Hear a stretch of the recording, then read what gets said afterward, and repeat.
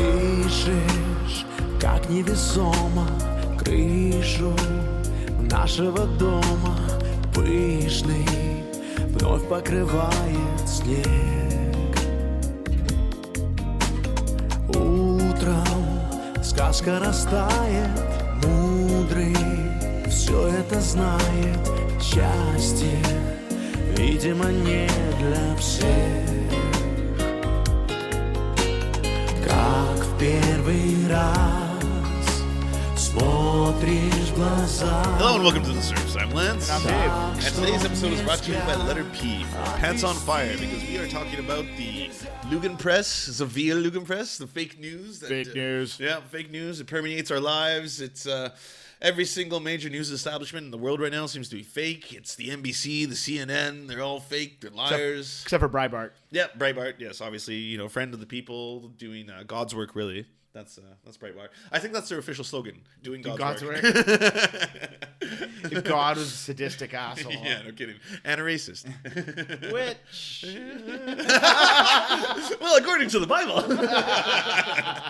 Oh no, this is definitely a comedy podcast, ladies and gentlemen.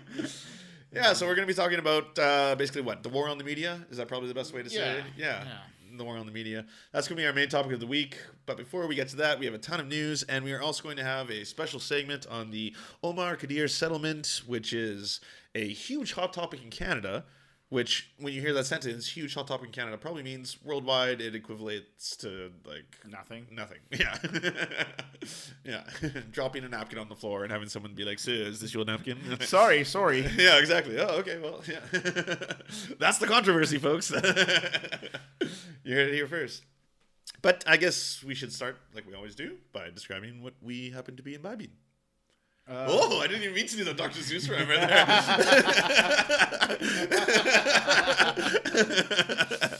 Well, this week we are drinking from, Riot Brewing on Vancouver Island. A little lip slide lager. Lip slide lager. I thought it said lip side lager. So it is a clever name.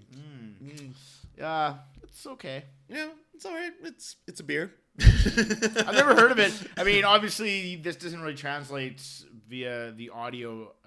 Not until we get Drinkovision. No, Once we get Drinkovision, everyone will get it. Yeah, obviously. Their artwork on their cans and cases is pretty awesome. It is really cool.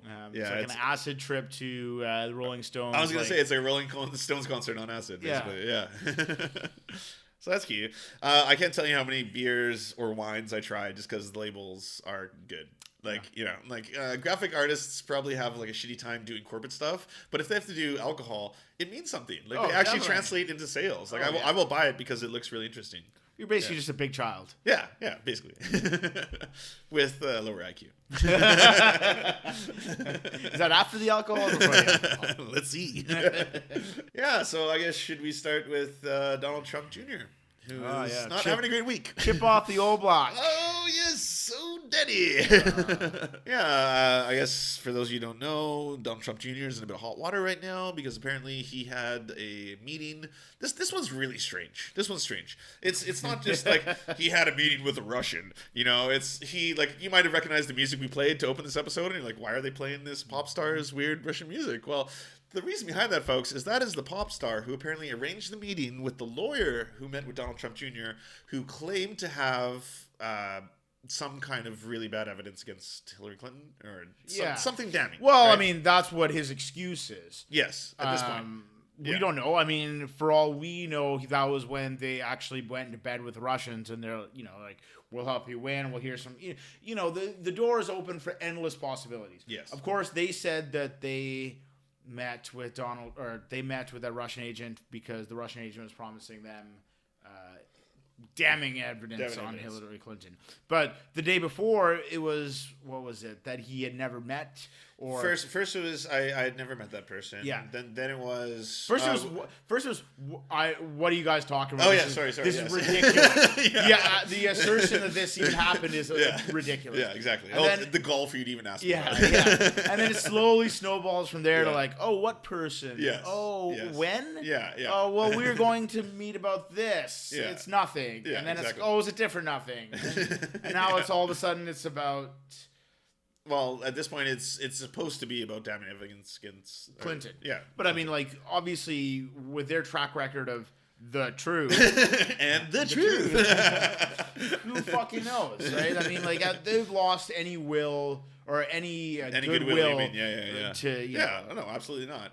Yeah, I have no idea.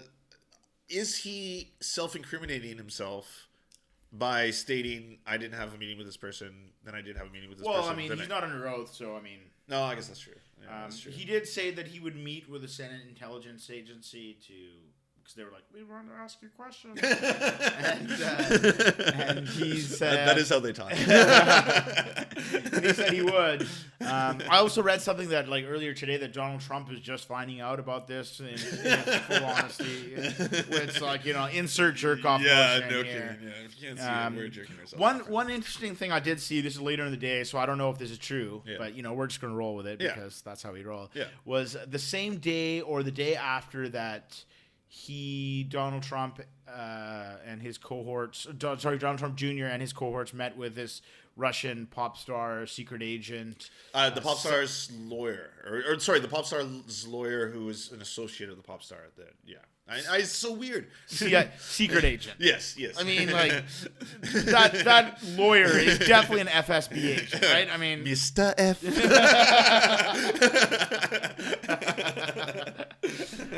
The day or that night or the day after is when Trump first started his, like, 33,000 emails. Yeah. Remember that whole thing during the campaign? Yeah. So, like, You're maybe saying that the timing is suspect? You're Yes. saying there might bear some fruit? everything is suspect. Everything is Literally everything. Yeah, I love how what do you call them? The pepes, like the whole the frogs. Fucking frog. Yeah, the frog pepes. They're trying to basically paint this whole scandal as.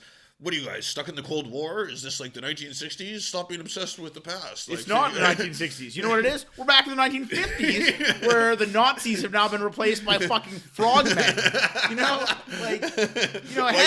White nationalist frogs now. Hand it to the fucking Nazis. At least the swastika was a pretty cool logo. Yeah, which they also stole from like Tibet, right? Yeah. Well, India. Or Thailand. It was Thailand. It was India, I thought. India. Oh, okay. Yeah. Fair enough. Which is still looks sweeter than it was a great motif. These fucking new age Nazis that stole a goddamn cartoon Dude. sad frog I know. and made that their like image. I know. What the fuck? Not to mention the guy who invented Pepe is so disgusted. Oh, yeah, he killed it off. He yeah. publicly killed off his Oh yeah, character. yeah, exactly. He's like, I had no idea it was being used for this. Please stop. Yeah. But yeah, anyway. to bring it back to Donald Trump Jr. So they're what I meant is the camp, the alt-right camp is basically saying, like, what are you guys, stuck in the Cold War, like, get over it, blah, blah, blah. This has nothing to do with the Cold War. There's the Cold War 2.0, right? Yeah. Like, you have to actually understand what modern geopolitics is happening, especially outside of Russia. And I don't think that, the idea that there's some conspiracy in which Putin tried to meet with any single billionaire he thought would come into power that would benefit him is true. No, it's not. No. That's obscene. Yeah. But no one's implying that. But are they implying that a current billionaire who had a whole bunch of money debt to Russia might have known a lot of Russians and might have contact with a bunch of Russians and might have been at some point aided or even given the, like, okay, I'm being really friendly here, but even given the, impression that they could be helped, through this process. And even that impression is enough to throw the United States system in a sort of crisis of perception. Absolutely. And I mean, like, if a foreign government is affecting your elections at that level, right? Like that, and you don't that even is have suspect. to actually, like, you don't have to actually to impact it yourself. You don't.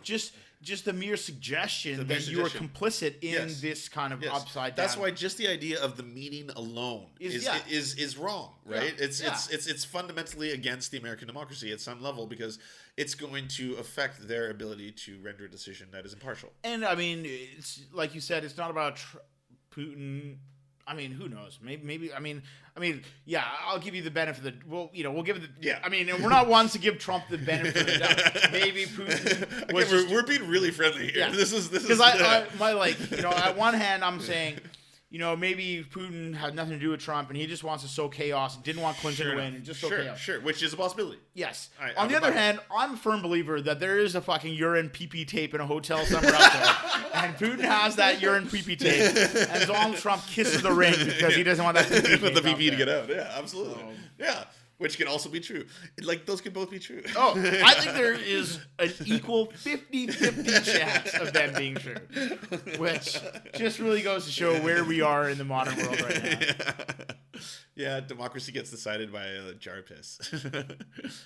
Yeah, that woman's piss is pretty important. Like, in history, it's a historical. I mean, key. especially if it comes out that it is true. Yeah, absolutely. I mean, what she ate that day, if she had asparagus, like that makes a big difference. I assume Donald Trump would like to be peed on by asparagus. Absolutely. Oh yes, he would want asparagus pee, nothing else. I mean, the guy puts ketchup in his fucking steak. Yeah, he loves disgusting things. Yeah, he is a disgusting man. So yeah, bad week for Donald Trump Jr. Hopefully it gets worse. And this is just to the tip of the iceberg, right? It's starting to snowball now. Yeah. Once again, this is a broken record kind of concept since this presidency, but everything's a fucking scandal.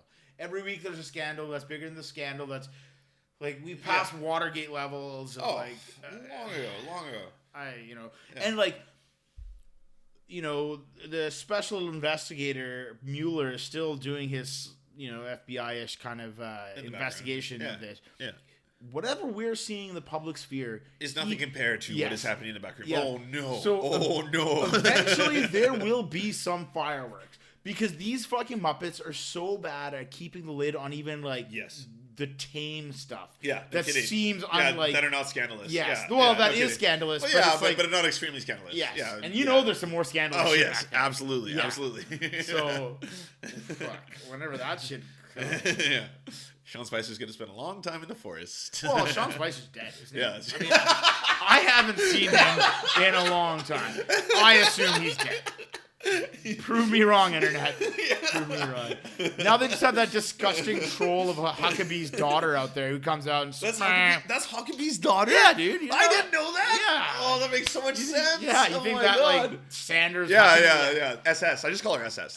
She is the SS. She doesn't even deserve to be called. Yeah, they were highly efficient. And they were highly efficient and charismatic and good at what they did. And very good at what they did. She would have. Well, no, I'm gonna cut myself off. Oh, self-centered sleeps the best. Yeah. So okay, funny. I didn't know that. Mike Huckabee's daughter. Oh yeah, we can go some good time in the Huckabees next week. Oh yeah, no kidding. The whole Huckabee clan. Oh, that's great. Dog killing, fucking fat fucks. We hate dogs. Oh, good. All right. Well, yeah, we should have a special segment on nepotism because that has become like a very forefront theme. And actually, that's a good segue into the next part that we're going to talk about nepotism because Ivanka Trump sitting at her father's table, her father's seat at the G20, the seat that should have been inhabited by the president of the United States. Well, people say it's nepotism, but I mean, like, if a failed rich fashion designer isn't qualified to sit with the leaders of the free world, I don't know who is. I mean, so Trump at some point on Saturday got up because he had to talk, I think, to the Philippines guy about, I don't know, probably killing poor people. That's probably what it was about. How do you kill poor people so well? Can we kill more? Yeah. Great strategy. So Trump walks out, and then obviously his seat's open. So, these things happen. Yeah. It's not like, it's not uncommon. No. What is uncommon is for an unelected, unqualified by every fucking stretch of the imagination. Yes, yeah, we can say that safely. But does she have an official position? She's advisor to the president. Advisor to the president. That's such an ambiguous term. You know what's also great about that is on June 24th, Ivanka Trump said to the media, "I try to stay out of politics," which obviously she was mocked. Yeah, mercilessly. Rightly so. But then it's like, well, what the fuck is this, bitch? Yeah, no kidding. Yeah. What are you doing? What are you doing there? What are you doing? Are they not like? What are you sitting at? Daddy's table at the big seat? Like that's ridiculous. Yeah. Like, okay, we make a lot of fun of, say, the French. Macron would never send his hot cousin in to sit for him at the G20. Could you imagine how weird that would look? Everyone would be like, "What the fuck is he doing? Like, why is she there?" Like, countries do this. You know which countries they are? They're like the Iraqs of the world. I was gonna say, what, Zimbabwe? Where dictatorships are run by like a family. Yeah, exactly. So when like Saddam have to walk away, Or Uday, Gaddafi would totally do this. Yes, Gaddafi would do this in a heartbeat. Oh, he wouldn't even send a relative. He would send his bodyguards. Yes. He would have his bodyguards sit at the table if they were a G20 country, no problem. Yeah. This was a Gaddafi move by Trump. Like, yes. let's call it what it is. Yeah. I saw some great. Well, I didn't see some great. I mean, obviously the internet was a buzz about it, right? It was just mocking the whole like absurdity of this. Yeah. But then like I was on Reddit later that day, which was a mistake. Useless garbage. But I saw obviously like as everybody knows, not everybody, but there's this large pro Donald subreddit on Reddit, which like any virus and it just sort of spills over. So there was some natural outrage and news links posted about Ivanka Trump sitting there. And I was like, what the fuck? Yeah. Check it out. And then all of a sudden, here comes the Trump brigade. They're like, well, actually, at that point of the meeting, they were talking about women's rights. So Ivanka Trump has a right to be there. Oh, so I'm a misogynist. Yeah. I didn't understand. And it's like, Ivanka Trump is running some like women's stuff for the administration. It's like, no, she's not. She has no background in that stuff. Surely, in the great country of the United States, there are more qualified people to deal with women's rights abroad and women's education. Than Ivanka Trump. Fucking the voice Trump. of feminism, Ivanka Trump. Princess fucking shoe designer. Yeah. Fuck off. It's just like empty nonsense, right? No It's kidding. wherever you can spin. Yeah. Like, well, you got to justify it wherever you can. Yeah, basically. and that's it. Yeah. Then they just try to throw that out there to just sort of distract and discredit. Yeah. But it's like at the end of the day, it doesn't matter if she has any kind. She's not the qualified person. No. And I think yesterday Trump actually had a tweet, or maybe it was this morning. He had a tweet. He was like, "Well, do you think if Hillary Clinton was there, she wouldn't have Chelsea Clinton sit there?" And then Chelsea Clinton herself responded, and she was like, "Never would my parents ever put me in a situation like that. They understand the role of this." You insane, crazy person. Yeah. And you know what? Like, I mean, I rightfully mock Ivanka Trump for not being qualified for it. I'm pretty sure Chelsea Clinton's got like a PhD in international relations. At any level, she has some, qualifications for sitting at that kind of thing. Yeah, and even she was like, I wouldn't be sitting there because I'm not qualified enough for it. Yes, absolutely. It doesn't make sense. Even the optics don't make sense. It doesn't make sense to have someone else in the president sit at the leaders of the free world in a circle. Yeah, right. I mean, right there, you need the Secretary of State. Yes. Or somebody else. Or the Vice President. I don't know. Well, I don't think the Vice President usually goes on those kind of things, right? The really? Vice President, Did Joe Biden ever take one of those trips? Not for the G20. I'm pretty sure that in those situations the VP stays at home while the president's abroad. Like he does for most things. I'm sure Biden was probably polishing his Camaro and his jorts. But yeah, there's the system of government is built so highly qualified people who are close in cabinet or secretary take the job take the role. I was going to say you're going to eat those words. Trump is the president. And I mean, there is highly qualified people. There are no other highly qualified people. Like Tillerson is just an empty fucking suit who doesn't know what the fuck he's doing. Yeah. Would you not rather Tillerson was there than Trump? Yeah, that's tough. I don't know. Yeah. He says drain the swamp. This is the swamp. This is the swamp. And the swamp is very difficult in terms of hierarchy. I don't know who I want to choose over one or the other in terms of who's better qualified to run this kind of shit. Trump is crazy. Yeah. And insane. Yeah. Whereas nobody else is crazy. Yeah, like Tillerson just seems apathetic, like he's some rich fucking old slave owner who's now got a job with the government and he's like, oh yeah, the slaves will take over. Slaves will run the plantation. So there is nobody qualified. Maybe that person is Ivanka Trump, But that's a pretty strong indictment on what kind of clown shoes the government's in right now. It's like if Trump has a jammer, who runs over? Fucking Ivanka Trump's gonna get the Jesus. Yeah. I mean, I think the internet's outcry that if Obama had put Michelle Obama, which is the equivalent of Ivanka Trump, basically, is Michelle Obama. But yeah, if Barack had put Michelle Obama in that seat, the outcry from the right would have been incessant. Like there would have never been silence. Like we would have never heard the exactly. We would never hear the end of it, just because it's like, why would you ever do that? Like, don't you have respect for the seat? Don't you have respect for the world? This is us on the stage. Why would you put So that being said, I think I actually saw that same fucking argument. When I was saying that the Trump brigade were saying that Ivanka sat there because it was women's rights thing. Yeah. The counter to that was, well, Michelle Obama never sat at the seat in the G20 or G8 when it came to global obesity and childhood obesity, which was one of her. Which was her. That was the cornerstone. That was her thing. And she she was serious about it. Not like how Ivanka Trump gives that lip service. Yeah. And Michelle Obama never sat there. They had elected people, elected fucking people. Your government working for you. Run like a government. Yeah. So at this point, we should probably talk about our first official special report, which is going to be on the Omar Khadr sentiment. This is a Serfs special report. Spare no expense on that. And the outrage. Yes, the backlash and the outrage. Could you quickly give us some background for people who aren't Canadian or haven't been reading this news about Canada as to who he is? Okay, so the Omar Khadr thing, this was news in the States as well, and it was global news for a while. It is global news. It's but on the BBC and stuff. Yeah. This is a 15-year saga, Yes. which basically traces back to Afghanistan. So the whole picture in a nutshell is Omar Khadr was a Canadian kid. At 8 years old, his crazy fucking Taliban family, his crazy fucking terrorist dad, took him, Khadr, the young Khadr, and himself to Afghanistan right as the war was about to break out. His dad had Taliban sympathies and was like, woo, fuck. Freedom or whatever. Yes.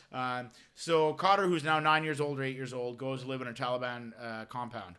Fun. Yeah, no kidding. Leaving Canada to go do that. So obviously you can understand what kind of person he is, raised by that fucking psycho dad or whatever. Yes. The war breaks out. Americans go there, and he basically becomes a child soldier.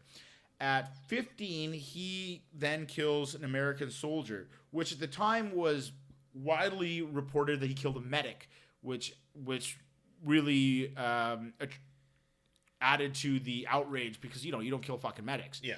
But it actually turns out he wasn't a medic. He was a sergeant with medic training. So he wasn't wearing the Red Cross thing. He was an armed sergeant. But he was still an enemy soldier in the battlefield. Yes. That's basically at the end of the day. So right? Khadr threw a bomb. 15-year-old Khadr, who's now been in Afghanistan since 9 till 15 or 8 till 15. Indoctrinated by his dad. Yeah. Yeah. Throws a fucking grenade, fucking boo, kills this guy. Yeah. Gets captured by the Americans.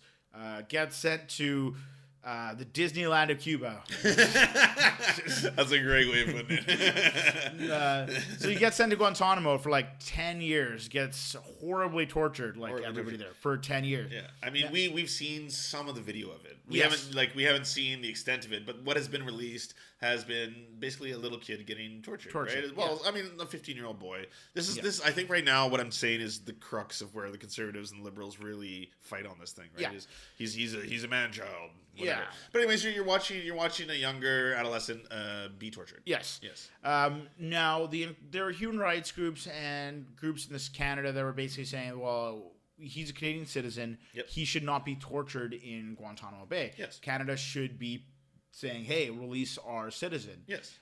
Which Stephen Harper, who was a serial killer in a little sweater, was like, fuck him, he's a terrorist, I'm not letting him out. And this went on for a long fucking time. So he just continued to get tortured, and basically the federal government was like, fuck that, we're not helping him. Yeah. And then finally, Khadr admitted in a military tribunal in the fairest way, obviously in Guantanamo Bay, admitted that he killed the guy. then was released and relinquished to Canada. Yes. I know in between this period, while he's here, he's been here for a while. The widow of the guy he killed sued him in a court in Utah, which awarded her $124 million. Yeah. Which, okay, we'll maybe touch on that a little bit. But, so basically, Khadr's come back here. Since being back here, he's like now at mid-20s or so. Yeah. He's been very open about it. He's been interviewed countless times. He's basically been very upfront that he was a child. It was stupid. He regrets what he's done. He wants to move forward with a normal life. He has, for the most part, at least publicly, distanced himself from that ideology and the person he was. Whether that's true or not, who knows, right? Yeah. It's not entirely relevant to... Yeah, it's not. Yeah. So either way, he is what he is. And this past week, the Canadian federal government basically paid out a settlement to him for $10 million for fucking him over. Yeah. And this has caused insane amount of outrage. Yes. But what's often not this is often portrayed as Trudeau and the government are just giving him $10 million. Yes. Giving a terrorist $10 million. Yeah.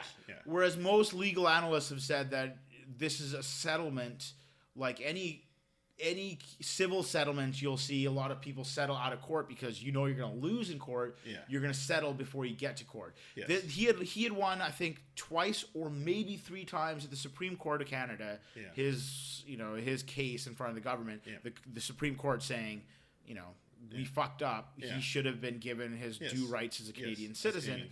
Yeah. And this is basically like, here's some money. Yeah. This actually has happened numerous other times, not in this such a high-profile case. Okay.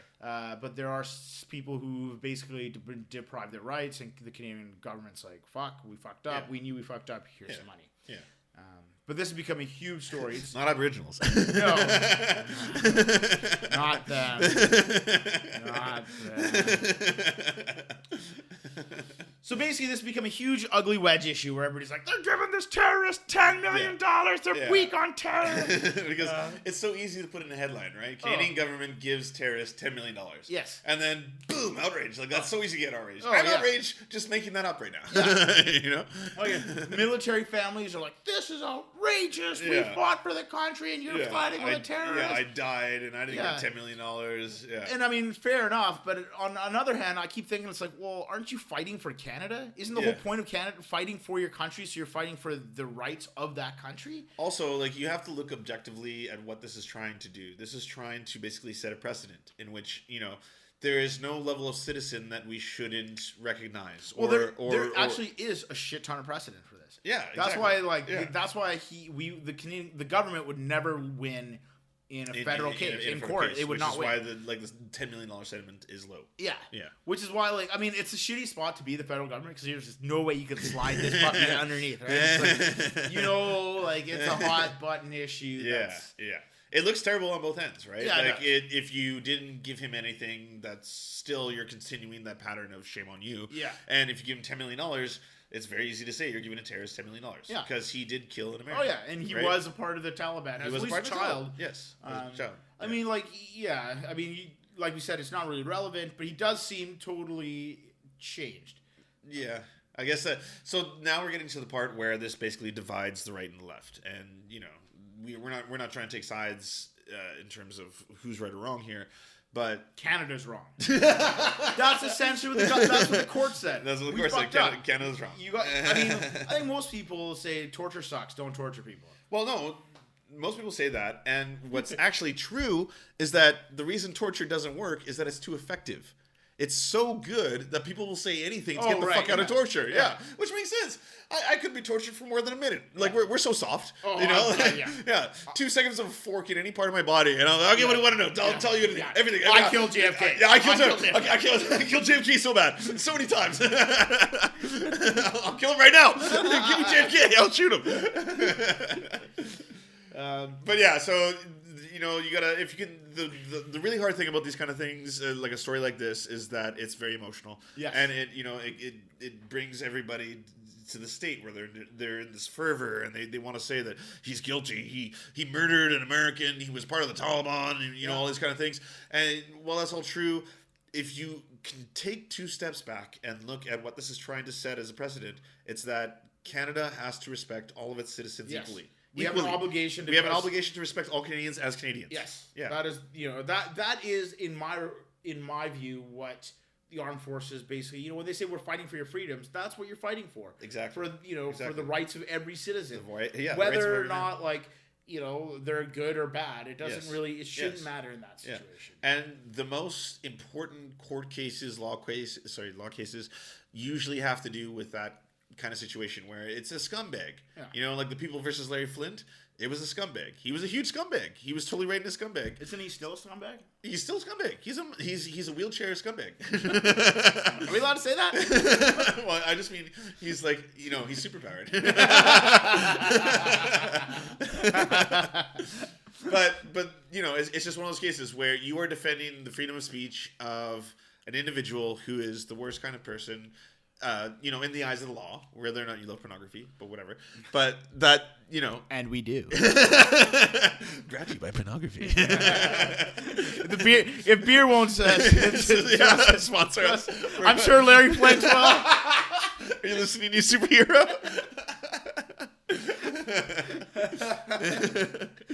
But at the end of the day, the lawyer in that case, which went to the Supreme Court of the U.S., was defending a man who. He didn't respect what he did. Yeah. But at the end of the day, you are trying to respect. He's like, if I can respect, the lowliest of my citizens, I respect all my citizens. Yes. So that's basically what this is. And also, that's the hardest thing to do. Yeah. And an addendum to that is that $10 million. A lot of that's going to his lawyer. That lawyer guy fucking fought for him for 10 years. Oh wow! Almost all out of his own pocket. And, so it's $9 million to his lawyer. Well, here's your freedom. Don't pay me. All right, on to our topic of the week. If you are fans of the show, you've probably heard us talk about the Lugenpress before, which is the fake news. Lion Press. Yes, the Lion Press.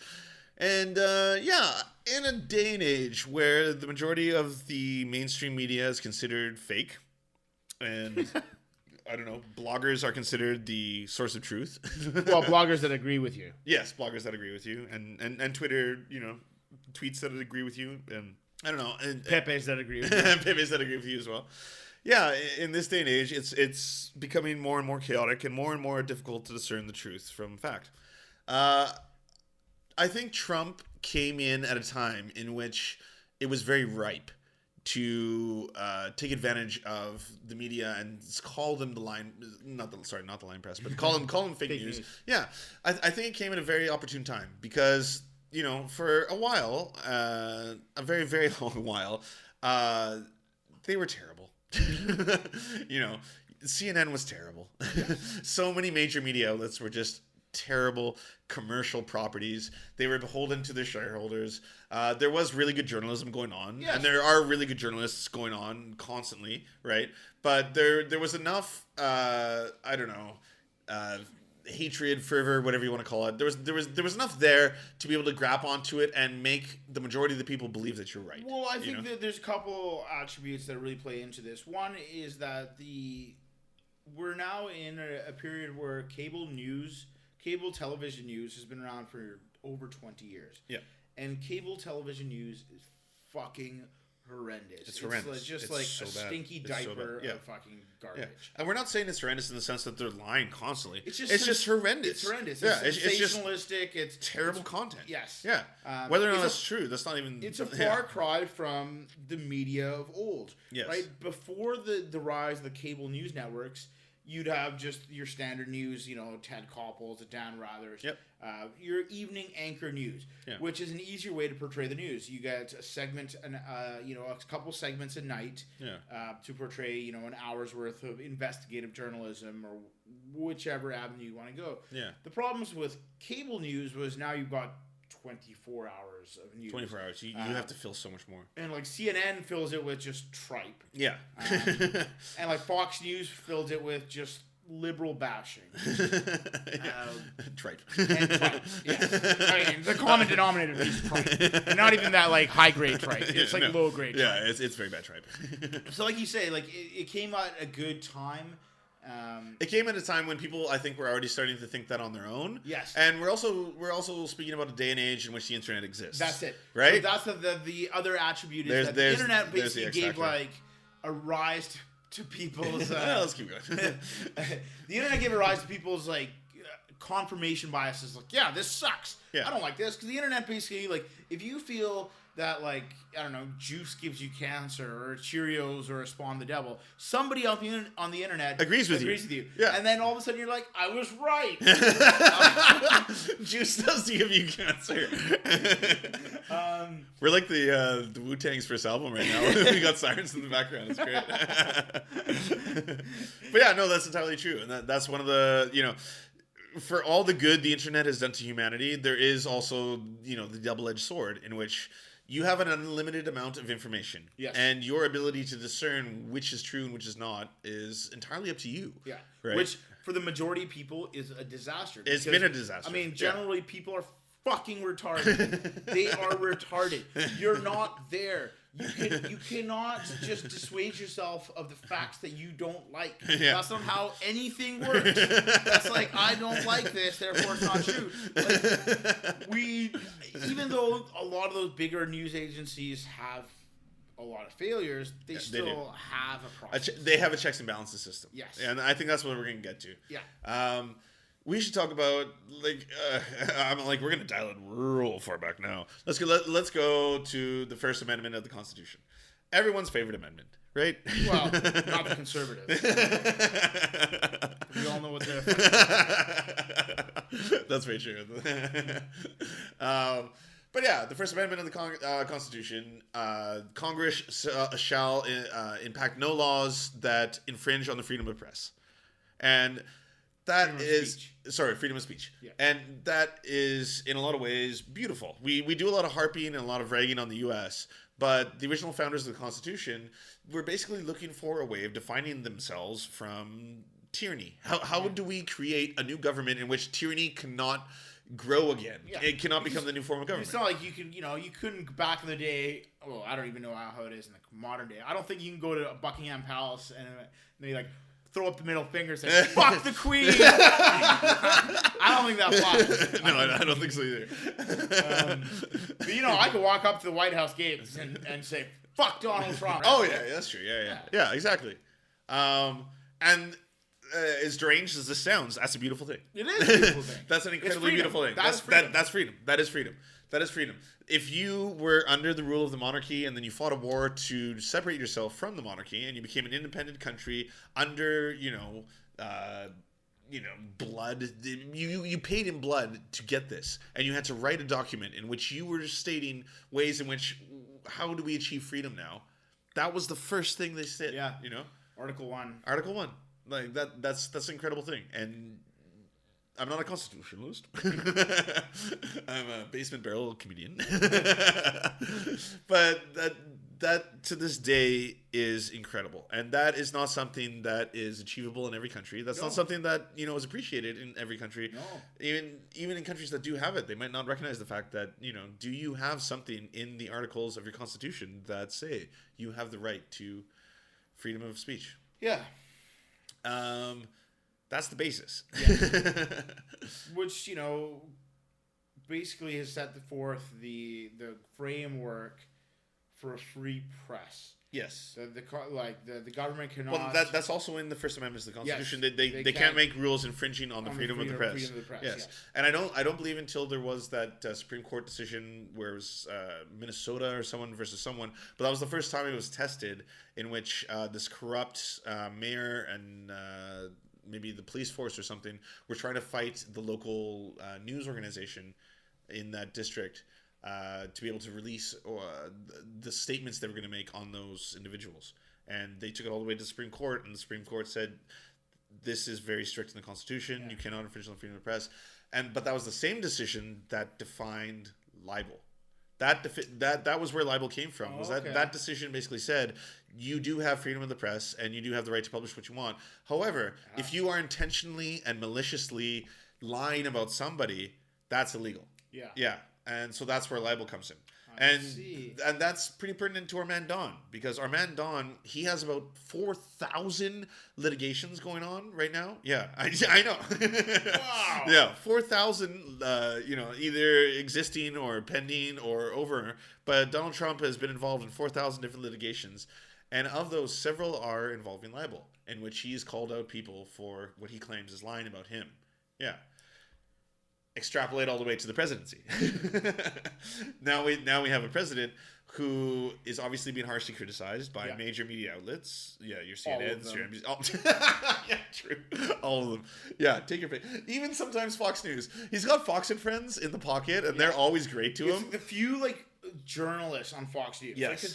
Fox News is full of opinion editorial. Yes. But there are journalists. There are journalists. And those guys are generally this is not right. Yeah, this is not right. Like, we're calling you out. Yeah. We're calling your cronies out, basically. Yeah. Yeah, on top of that. So, yeah, every single news media outlet now is considered fake news who doesn't agree with Donald Trump. Yeah. Yeah. And so we've gotten to this point now where, like we said, the internet creates a lot of our opinions. Yes. The old media is dying. We are seeing a surge and a switch to new media. And at the same time, the president is calling out the current mainstream media as being fake. And as the mainstream media being like CNN generally. CNN. Because they're the biggest ones. And he watches them while he claims he never watches them. Yes. Yeah, absolutely. The best investigator, the best journalists and the best media to cover this presidency has been the Washington Post. Oh, absolutely. And then maybe second the New York Times. Yeah, the Times had issues, but they're still up there. Yeah. He doesn't go out for the Post or the Times. He has once when he took a shot at Amazon. Well, no, he just ut the Post out of his press briefings. Oh, right. Yeah, they're not allowed there anymore. Yeah. It's which is fine because nothing of note happens in the press briefings. Right? I mean, it sucks because that's one of those ways you can kill democracy by basically shunning them. But they still have the right to write and publish. Absolutely. But Donald Trump's war is against CNN. Yeah. Mostly because it's on television and I don't think Donald can read anymore. And so, and like we said, 24-hour news cycle. And it's always on TV, and it's always on TV. He's watching it. He is watching. He always says he never watches it, and then in the same the same discussion, he'll say, "Yeah, but not like those CNN guys I was watching the other day." All right, well, let's get really quickly to the entire point of this discussion, which is major news outlets like CNN, and these are multi-million-dollar organizations. Have an incredible checks and balances system. Yes. Right? Because, like we just said, libel, you are unable to make up a story about someone maliciously and publish it in any kind of media in the United States. Yeah. Yeah. And if you do that, you can get sued. Because it's very, very difficult with a celebrity to define what libel is, because were you making it up, were you not making it up, you can actually do that on the spot. You can be like, oh, that was a lie, that wasn't. It's really hard to win libel suits on the other end of the token. But I'm just saying they have a lot of lawyers. Yeah. The New York Times has an incredible lawyer team. It's like a Monty Burns-esque. I've got 10 high-priced lawyers. Yeah, they have a lot of lawyers, and so I'm not saying that they print universally truthful stories. No, definitely not. They make mistakes. And a mistake is different than a wanton lie. Yes. That's a completely different thing. Yes. We've already seen it between all these agencies. Like CNN had a false story last week or maybe the week before. Yeah. The result of which was they retracted the story, apologized, and then fired the 3 people. Or they resigned. Either way, they got fired, basically. Yeah. And that's how credible organizations run. You are held to a certain understanding and a certain regard. Yes, that absolutely. if you fuck up, you have to come out and say, "Fuck, we were wrong. My bad." Yeah, it's a journalistic standard. Yeah, yeah, and if the amount of times that CNN has lied about Donald Trump were true, how many firings would there be by now? Oh, right, yeah. there would be in the hundreds. And how many libel suits would there How many libel suits would there be? In the hundreds again. Yeah. Well, sorry, in the thousands. But it's not. I mean, it's not about libel. It's not about. It's just about. It's a way for him to discredit any kind of criticism. Right. It's the classic. His entire method is very classic Russian system, where it's distract and divert attention. That's all it is. Yeah. It's half the time it's whataboutism, which is like the classic Soviet kind of response. Yeah. Well, what about this? Yeah. Hillary did this, and then you just deflect, throw a little deflect, divert, distract, and before you know it, the story's sort of spun out of control. And that's how he's been able to move from fucking scandal after scandal, from the campaign all the way till now in the presidency. It's just one scandal after another. They all just fizzle out because they just infect it with Russian dick balls. Is that the official term? Russian dick balls. Russian dick balls? That is the official term. Oh, well, that's good. That's interesting. Is that a Piers Morgan quote? Or? Fucking, there's some fucking fake news for it. No, that's not true. He's just a pompous fucking asshole. Yeah, he's just a pompous asshole. Yeah, no, it's true. And I think you'll find a pattern in a lot of administrations who are trying to defy the will of the people, such as dictators. Nixon used to call the press the lying press. Yeah. So like, what does that tell you? All dictators have a benefit of trying to quash the free speech, because free press basically are the ones the journalists who are out there. And I mean, it's tough in the States right now, but there are, the journalists say covering stuff in Turkey, and there are journalists out there who are risking their lives for the truth. Every single day. And that's fucking, like, and endless respect. You have so much more balls, than Mexico. I do. The Mexican journalists covering the drug wars. Oh yeah, that's insane. Your life's at risk, but you're not just your life, your children's lives, your family's lives, your dog's life. Your dog's life. Unless dogs get guns, like we said a couple of episodes ago. Come on, Mexico, dogs with guns. 2018. But obviously, these guys are doing it for the search for freedom or search for truth. Sorry. Yeah. And when you're a dictator or just trying to run a corrupt government, truth is the one thing that just sort of brings it down. Yes. So Trump's, look at all the things he's saying. Like, look at the credibility on both sides. Trump lies about everything and is wrong all the time. Yeah. And then he just throws a lying fake news. Yeah, and his swallowers. Well, that's actually not a bad fuck up. His swallowers. His swallowers swallow it up. Let's call them swallowers from now on. The Donald Trump swallowers. That's actually golden. Yeah, for a long time they have been buying it all hook, line, and sinker. Yeah. It has just been like, yes, this is fake news. I think the reason we got to this subject was it got to a point where the United States president said that the media is an enemy of the American people. Yeah. Well, it wasn't just that. I mean, what brought it to my attention, the whole big story last week was that GIF he posted from that Reddit guy who was like wrestling GIF. Yes. All right, let's talk about that. So that became obviously a huge thing, right? Where some fucking Reddit edgelord fucking shitbag out there who's a racist shitbag online. Yeah. Made some GIF of like Trump like fucking Stone Cold Stunning this. It was the old footage from Trump wrestling Vince McMahon. Yeah. And then they had replaced Vince's face with CNN logo. Yeah. So the president of the United States retweeted that. Yes. Yeah. Obviously that becomes a huge story. CNN obviously does their due diligence, covers it. Yeah. In their investigation, let's call it. So what it basically unfurled was they went through that guy's history, and surprise, surprise, people, the internet, if you post a lot on the internet, you're not anonymous. It's very easy to figure out who you are if you post a lot out there. Yeah. And this fucking Reddit piece of shit did post a lot out there. So CNN tracked him down, and they were trying to contact him. He wasn't answering, and he basically went out and posted some giant apology on Reddit saying, "Oh, he's like a 30-year-old man." It's basically, if you've seen the last season of South Park, he was Gerald from the last season of South Park, being this obnoxious 35-year-old troll, like, "Kill the Jews!" And then it was like, "Oh, I'm sorry, I didn't mean it. I'm a good guy. I just get caught away with, kill the Jews online." Sometimes I just get obsessed with killing the Jews. So now that they're on to me, I apologize sincerely. And then CNN was like, here's what CNN fucked up. they were like, we found the guy.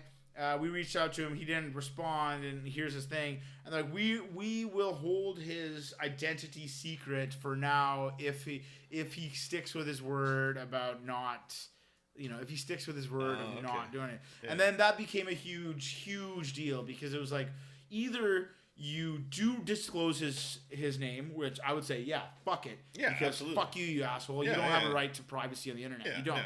I mean, what you posted was bad and shit, but whatever. Yeah. Or you don't. But what you do not do if you're CNN is basically say, hold his name in extortion for saying we will if he's under good behavior. Is that what they did? Yeah, so the first one was basically their first statement was like, we know who it is, but we're not going to release the name if he stays committed to his apology. That's bad. You're no longer a journalist again. That's it. You're Judge Dredd. Yeah. CNN became Judge Dredd. I am the law. So that's why this became an ugly news because even people who were anti that guy or trollish shitbags were which most non-racists are. Yeah, we're like, well, that's fucking pretty scummy of CNN to do that. That is either disclose it or don't. Yes. But don't hold his name as a contingent on his not at all. behavior. Oh yeah, as ransom, And then the right media and the Pepes of the world, the swallowers. Basically, they lost it, which we all knew they were going to lose it. Yeah, of course. They were like, oh, they doxed a 15-year-old. CNN doxed somebody. And he was 15? No, he was 30. It was that was a fake news. Oh, okay. But he was 50. in his 30s. He was like a 30-year-old dude. Yeah. And then they started their own meme campaign of fuck CNN. And then 4chan was threatening to whatever. And the guy who uncovered it, that Andrew Kaczynski guy, he's been bombarded with hate mail as a family and death threats and stuff. Yeah. I mean, so that's basically rekindled this giant war between the CNN and the Pepes. Yeah, the alt-right. Yeah, the alt-right. The alt-right.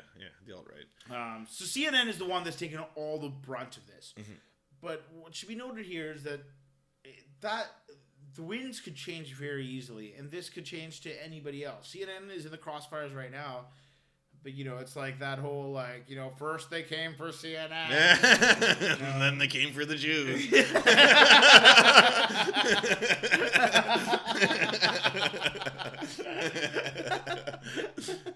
But no, it is true. It's a very, very fast slippery slope. Yeah. I mean, look at what's happening in Al Jazeera right now.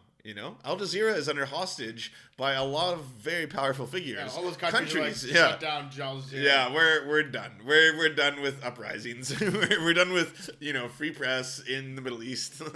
So I mean, maybe it's bad as the CNN guys are. They look over at. They're covering stories with Al Jazeera. They're like, man. Yeah, it's not that bad. It's not bad. It's not that bad. I'll take some fake news internet shit. Oh no, we've been chipped. Fucking Al Jazeera reporters fuck, I hope they don't bomb my fucking house right now. Fuck. No kidding. Yeah. I think the last thing I saw about that was Qatar's basically fuck off. Because they were given a 12-hour they were given a mandate and then they didn't follow the mandate. Yeah. And they did the opposite. They started the social media campaign because I follow Al Jazeera has been just do you support freedom of the press? Do you support us? Do you support this? Are you ready to support us in this new wave? Blah blah blah. Which is just kind of doing it. It's flagrantly in the face of Saudi Arabia, which wanted them to shut down all communications. Yeah. Absolutely. And apologize. That's always. That's pure dictatorship. Right? Always the fucking first move of tyrant. Not only is it bad enough that you've lost, I want you to apologize. Get on your knees. And to sew in both our beginning and our current discussion, where the 2020 G20 summit is? Where is it? Saudi Arabia. That's fucking perfect. Of course it is. Yeah. Oh, there's going to be orbs for everybody. Every G20 leader will get an orb. It'll be Saruman, orbs all around the circle. No press, though. No press. No, absolutely not. Yes. And that's why it's important. Support the free press. We could do a quick little, PSA at the very end. The quickest, easiest way to support the free press is actually subscribe to them, right? you're a subscriber to the Washington Times. The Post. The Post? Definitely not Sorry. Times. Oops. Yeah. Subscribe and the Inquirer. Well, that's where I get the bulk of the real meat, right? Yeah, that's true. But yeah, actually subscribe, to the Washington Post. It goes a really long way. To anything that You does support. just Yeah. just real journalism. Yes, It's like real journalism. not like television stuff. I mean, like Yeah. you know what is a great Frontline? Frontline. I knew you were gonna say that. Yeah, Frontline's fucking fantastic. To me, sometimes And they it's the need last funding bastion money. of journalism. Yeah, real investigative They do. journalism. They do. Support Frontline. You don't have to support the entirety of PBS. You can actually support just Frontline. Yeah, Frontline. And with Frontline, and I know PBS is going to go through the fucking Trump ringer. Yes, Because absolutely. once again, that's how you stifle Yep. Free speech. press. So yeah. Free speech. So yeah, support free press. Support free Support press. us. If you want to send us money, we're more than open to it. Well, I think that covers it for this week. If you want to check out the serfs.podbean.com, you can make your comments in the comment section. Send us money. Send us money as well. Or blood. We need child's blood. we We need virgin blood. Yes, which virgin I blood. assume there's not a single listener out there that qualifies. So all listeners, find virgins, get their blood. Send us your blood. But yeah, for the serfs, I'm Lance. And I'm Dave, and Vaya con el diablo.